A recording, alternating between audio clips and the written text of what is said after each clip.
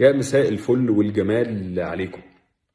ناس كتيرة بعتالي بتقول لي بعد خسارة الزمالك النهاردة 3-0 من فاركو، هو الزمالك سيء كده ليه؟ ليه الأسباب؟ ليه الزمالك في السوق ده؟ وإيه أسباب السوق ده؟ الموضوع ببساطة شديدة جدا وعنوان رئيسي إنه المدخلات السلبية بتؤدي إلى مخرجات سلبية. يعني مش هتزرع مثلا كرنب يطلع لك كمثرى، ما ينفعش. فلو في أجواء إيجابية هيبقى المردود بطولات ونجاحات، لو في اجواء سلبيه هيبقى المردود سلبي، زي ما احنا شايفين في نادي الزمالك في التوقيت الحالي. احنا بنتكلم على التوقيت الحالي. ببساطه شديده نادي الزمالك عنده مجموعه من الاخطاء الاداريه والفنيه ادت للوضع اللي فيه نادي الزمالك النهارده. طب ايه هي الاخطاء الاداريه؟ 4 حاجات سريعا جدا. نمره 1، اسلوب رئيس نادي الزمالك وكم الصراعات والعداوات مع اغلب اطراف المنظومه، انتقاده الدائم بطريقه فيها سباب وشتيمه وتهكم وسخريه وخروج عن النص. وانا هنا مش ضد انه المسؤول ايا كان هو مين وايا كان النادي اللي بينتمي اليه ينتقد حاجه مش عاجباه. الفكره هينتقدها ازاي وهيستخدم مفردات عامله ازاي؟ لان القصه بالنسبه لي ابعد من قصه الكوره والاهلي والزمالك والرياضه. القصه بتروح في حته اجتماعيه، الا وهي انه عصب الكوره هم الشباب الصغير.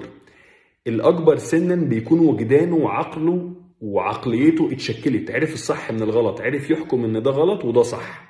لكن الاصغر سنا اللي بيبقى جواه طاقه وعنفوان رهيب بيطلعه في الكوره وفي التشجيع وفي حبه لناديه، لسه عقليته وجدانه بيتشكل. فمش عايزينه يتخيل ان قلة الادب والتجاوز والسباب والشتيمة والخروج عن النص هو ده كده منطق القوي. لا، ما هواش القوي اللي بيعمل كده، وان انت لو ما عملتش كده مش هتعرف تاخد حقك. لا، على فكرة ده مش صح، وده مش عايزينه يترسخ في اذهان قطاع من شبابنا وقطاع كبير من شبابنا من اللي هم بيشوفوه، وبالتالي بعد كده نشوف إذكاء لروح التعصب واحتقان زيادة عن اللزوم يكون بيحصل.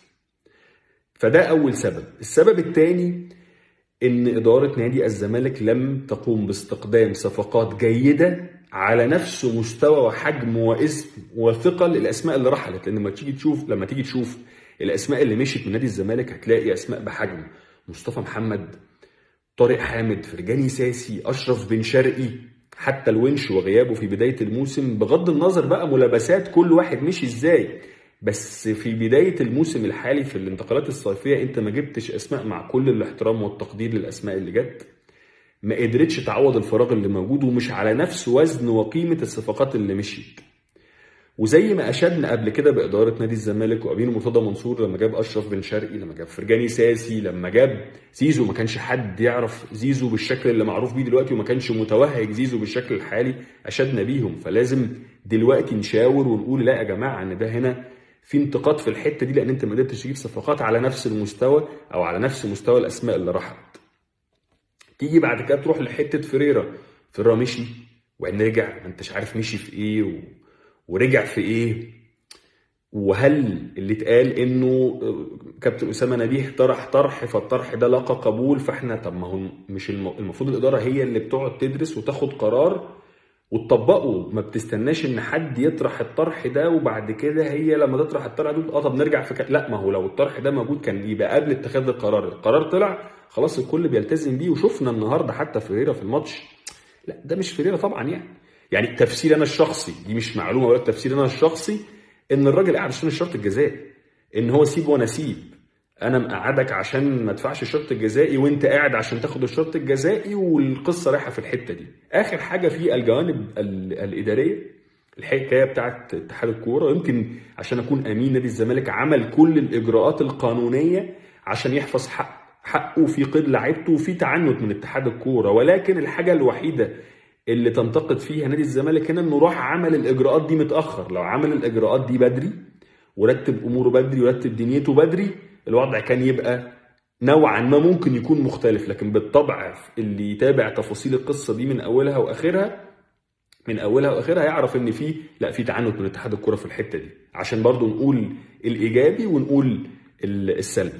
تروح بقى للحته الفنيه. طبعا فيريرا السنه دي ما هوش فيريرا السنه اللي فاتت، ولا هو بنفس البصمة الفنية القوية اللي أشدنا بيها كلنا السنه اللي فاتت، ودي حاجه اثرت كتير على نادي الزمالك، خليته يفقد نقاط كتيره جدا في ماتشات كان ممكن يكسبها او على الاقل يطلع متعادل منها. الحاجه الاخيره بقى في الحته الفنيه، لعيبه نادي الزمالك اللعيبه عليهم دور ودور كبير جدا، واللعيبه السنه دي لا، في لعيبه كتير جدا بعيده تماما عن مستواها اللي كانت موجوده عليه السنه اللي فاتت. مش هي دي اللعيبه اللي كان حتى يعني في منهم بيقدم اداء، يعني مش هقول لك مش مقدم احسن مستوى، لا ده مقدم ادنى مستوى.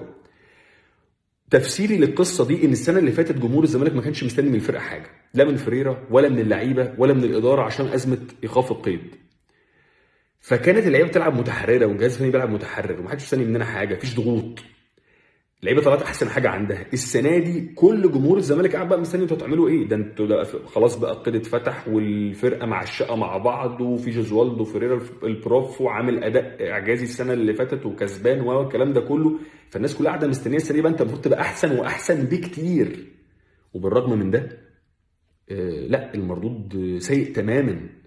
فدي حاجه انا بشوف ان اللعيبه عليها دور كبير جدا جدا جدا فيها، لان اللعيب الكبير وده دايما بقوله هو اللي بيظهر في الماتشات الكبيره في المواقف الصعبه اللي يقدر يشيل فرقته، وده ما حصلش وما شفناهوش من لعيبه نادي الزمالك السنه دي حتى الان.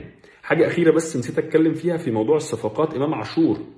فكره ان انت تفرط في واحد من اهم لعيبتك، واحد من اهم اتنين فرقه نادي الزمالك مع زيزو، وتمشيه في نص الموسم وانت اصلا كنت محتاج صفقات، فدي حاجه برضو علامه استفهام كبيره. مش عشان انت ما ينفعش تمشي حد، لا طبعا عادي، ممكن عايز تمشي امام وجالك فيه مردود مادي كبير وشايفه انه انت هتستفيد بالمردود ده، لا طبعا مشي امام، بس يكون جايب بديل على نفس المستوى. دي النظره اللي بيبص لها اي مشجع بينتمي لاي نادي. انا بتكلم بقى من فوق، لما ببص لمصلحه الكره المصريه، انا نفسي ان كل اللعيبه الجامده في مصر الصغيره تحترف، بس اي مشجع لاي نادي بيبقى عايز يشوف فرقته في احسن حال. فانت لا، خلي لي امام عاشور وخلي لي الناحيه الثانيه السوليه وخلي لي ده وخلي لي ده وخلي لي ده، ولو هتمشيه مشيه يا عم وهات فلوس كتير، بس هات حد تاني اجمد منه. ده في وجهه نظري الخلاصه فيما يخص نادي الزمالك والظروف اللي بيمر بيها نادي الزمالك في التوقيت الحالي. مساء الفل عليكم.